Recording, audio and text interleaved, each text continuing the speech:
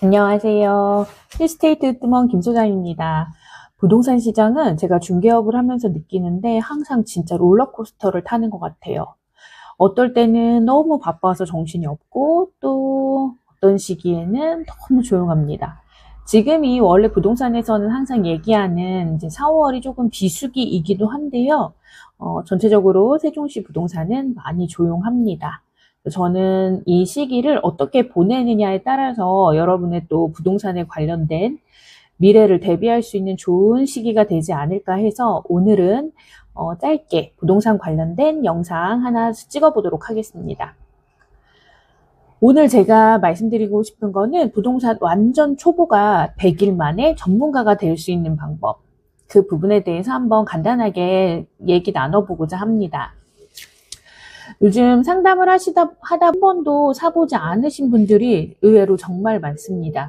특히나 제가 있는 세종시 같은 경우에는 대부분이 부동산 청약으로 내 집 마련을 하셨어요. 첫 번째 집을 대부분 아파트 청약을 신청을 하고 당첨이 돼서 거래를 하셨고, 세종시도 웬만한 아파트들이 10년 차를 향해 가기 때문에 이제 대부분 지금쯤 한 번쯤 갈아타기를 하실 시기가 됐죠. 갈아타기를 할 때 상담을 해보다 보면 정말로 일반 매매는 대부분 처음이신 분들이 많으시더라고요.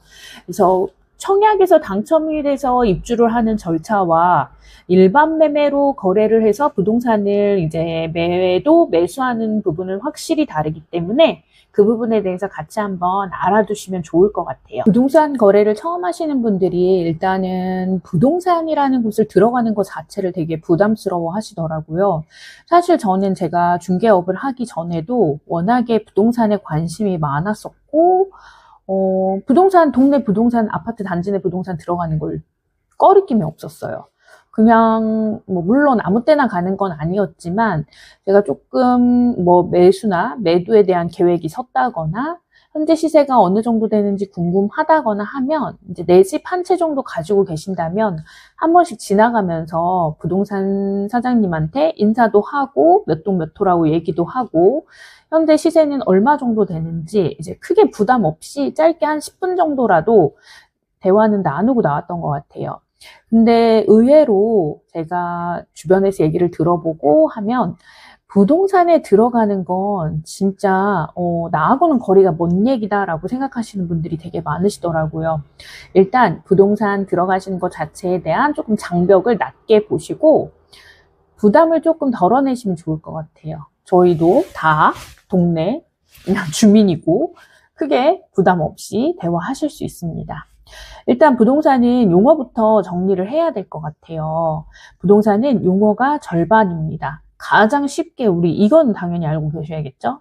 매매를 한다고 하면 집을 파는 사람 매도가 있고 집을 사는 사람 매수자가 있습니다. 부동산에서는 대부분 매도인, 매수인이라고 말씀을 드릴 거예요. 근데 이게 은근히 헷갈리셔가지고 많이 실수하시고 반대로 말씀하시는 경우도 많고요.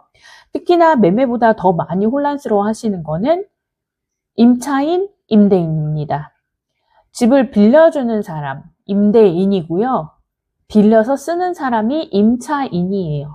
그러니까 일반적으로 집주인은 임대인, 세입자는 임차인이 됩니다.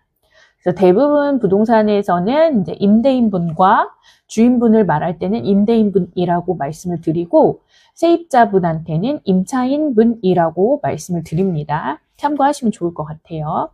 자, 우리가 오늘은 이제 매매를 하러 부동산에 갔다고 생각을 할 때 매매에 관련된 용어가 이제 매도, 매수가 있고 대출에 관련된 부분이 반드시 등장을 합니다. 대출 같은 경우 우리가 집을 살 때 대출을 안 끼고 사는 경우는 거의 흔치 않은 것 같아요. 물론 정말 현금 자금력이 풍부하셔서 대출 없이 사면 너무 좋겠죠. 그렇지만 현실에서는 대부분이 대출을 다 활용을 한다라고 생각을 하면 되고, 이제 대출 같은 경우에는 대출 상담사님을 통해서 1차적으로 내가 이 정도의 금액대의 집을 매수를 했을 때 어느 정도 대출이 나오는지를 상담을 받아 보시고 진행을 하셔야 돼요. 무턱대고 계약금의 일부부터 넣었는데 대출이 안 나온다. 그러면 나의 계약금이 날아갈 수 있는 상황이 되잖아요.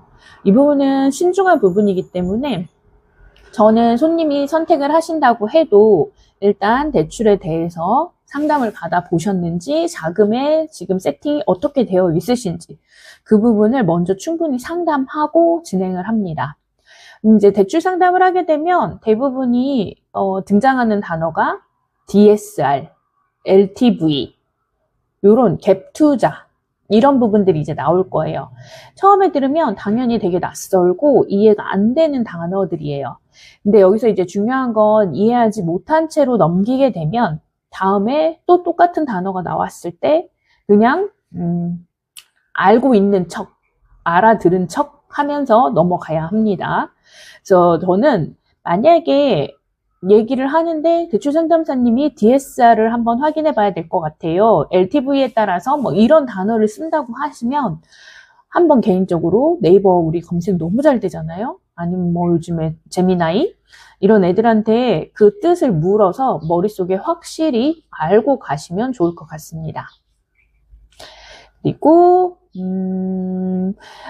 그 부동산 관련해서 처음 공부하실 때 책을 이제 읽잖아요. 보통은 책으로 많이 이제 공부를 시작을 하거나 아니면 유튜브를 통해서 공부를 시작을 하는데, 책 같은 경우에는 저는 굳이 구입을 하실 필요는 없다고 봅니다.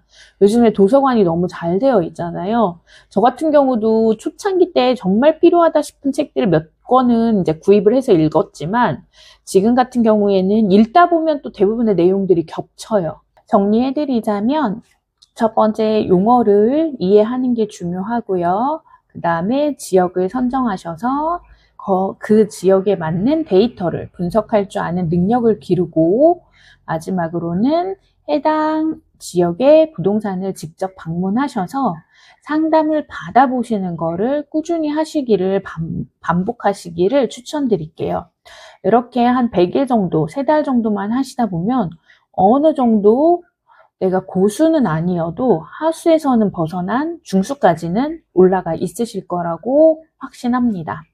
부동산은 어떤 것도 마찬가지겠지만 내가 직접 경험해보는 게 가장 빠른 공부인 것 같아요. 머릿속에서 다 알고 있어도 실천하지 않으면 전혀 내 거가 되지 않기 때문에 부동산에 대해서 막막하게 그냥 두려우셨다면 한번 움직여 보시기를 추천드립니다.